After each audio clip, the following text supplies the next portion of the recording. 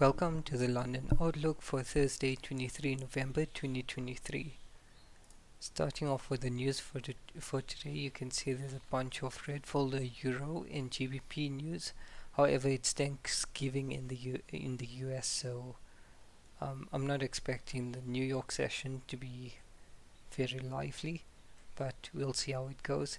In terms of the red folder news, it's all PMI based, so we're happy to trade the news, but subsequent to the news release, we'll only trade in the direction of the news release, and and essentially fade the news release based on the outcome.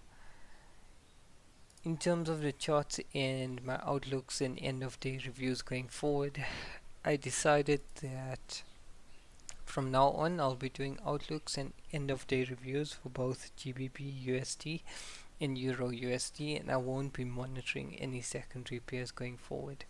This is because I found that I tend to be all over the place if I monitor secondary pairs as well, and because I don't like the scattered and unpreparedness feeling when I'm trading secondary pairs, and then at some point in the day GBPUSD reaches a level, then I've got to consider if I want to resume trading GBPUSD, and it's a lot of decision making.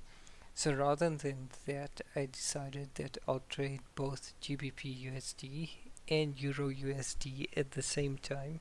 However, in line with my trading plan, I'd rather just depending on which appears to be cleaner and what sets up first, I'll trade that and then not trade the other pair. I also limit myself to 2 losses a day as usual. Because GBPUSD and EURUSD tend to be very similar, I shouldn't have much trouble navigating it, and splitting my attention between the two pairs isn't very challenging. So I'm happy to go based on this approach going forward and cut out the secondary pairs. And we'll see how this goes for the next month or two.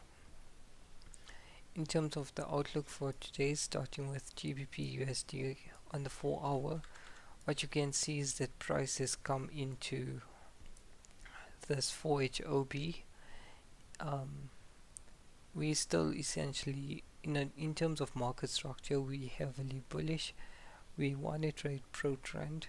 However, we can't be oblivious to the fact that things are potentially changing. As you can see, we had this initial supply-demand reaction right here, and then this 4HOB got wicked. However, we identified the buy to sell wicks, and during Asia that got wicked. So we cleared to trade long. The bias is quite clearly long for GBPUSD. There isn't any reason to suggest that there's reasons for both direction trading. So our bias is to look for long trades for today. However, we'll monitor it and see how the day progresses. In terms of the 5-minute or 15-minute, what you can see is we created this primary leg.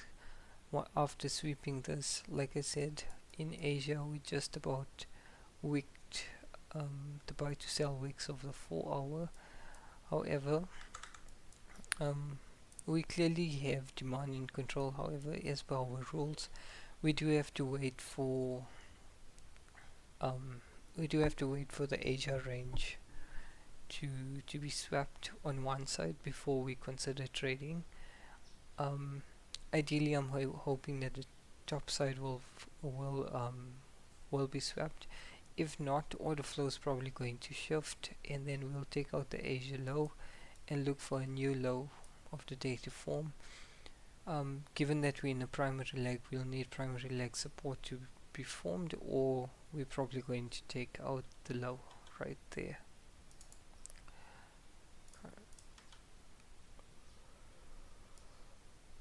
However, I'm quite confident that we're probably going to continue with the long bias. All the entire 4 hour narrative and the 5 minute, 15 minute appears to be aligning quite nicely. As you can see on the 15 minute, we also had the change of character break and then demand taking control. Yeah, that's pretty much it. In terms of yesterday's PA, there wasn't any demand control validations which would help support immediately trading new low of the days that formed during London. So that's something to consider, but yeah, not applicable for today. In terms of Euro USD, it's a similar situation, and except that things have developed a little more on Euro USD. So in terms of daily bias candles, there isn't anything to suggest that longs should override, so that's fine.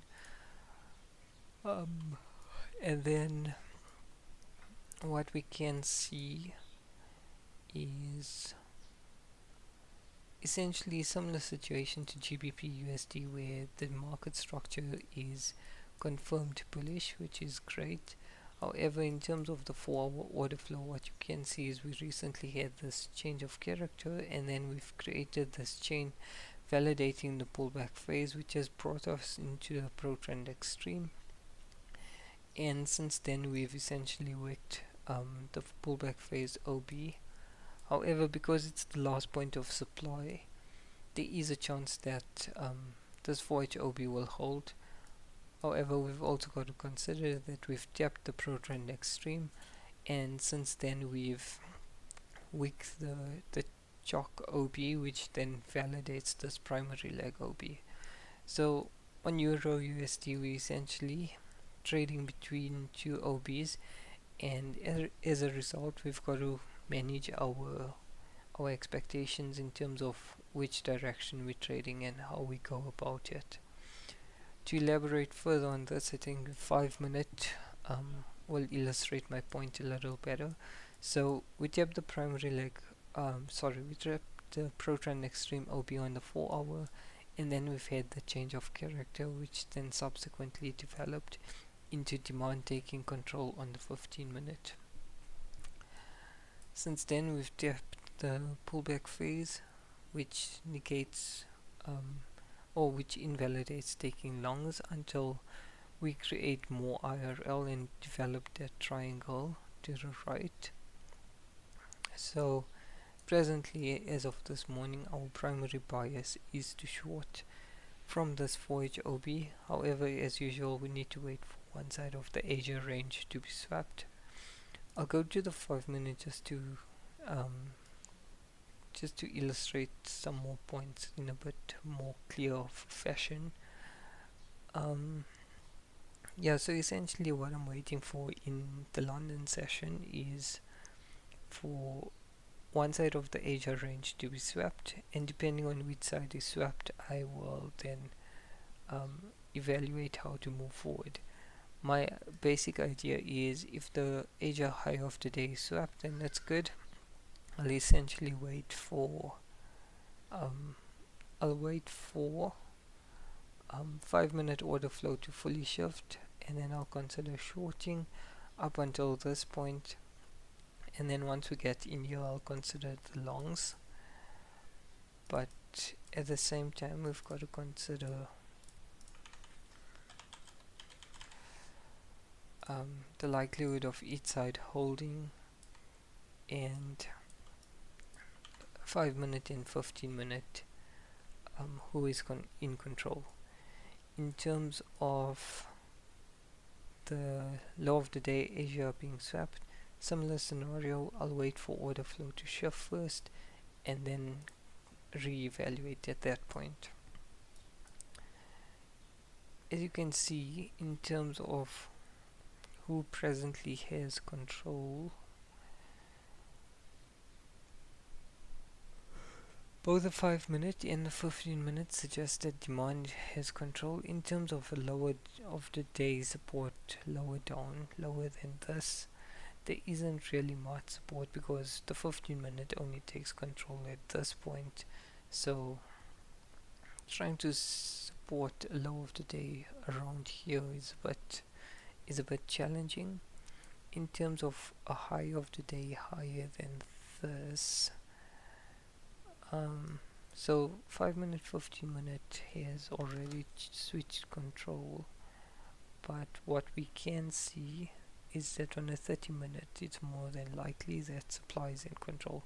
However, the issue with this is relying on these supplies in control is not backed by a 4HOB.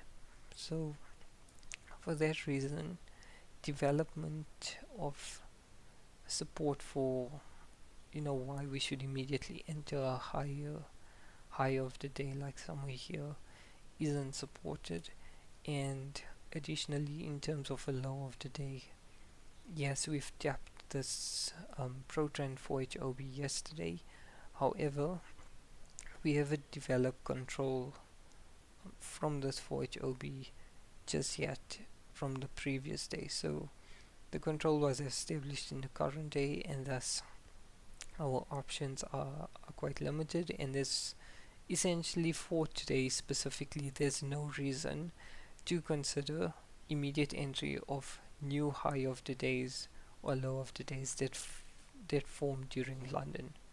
So our game plan is essentially to monitor for new highs of the days, low of the days, and previous session liquidations, and then go from there.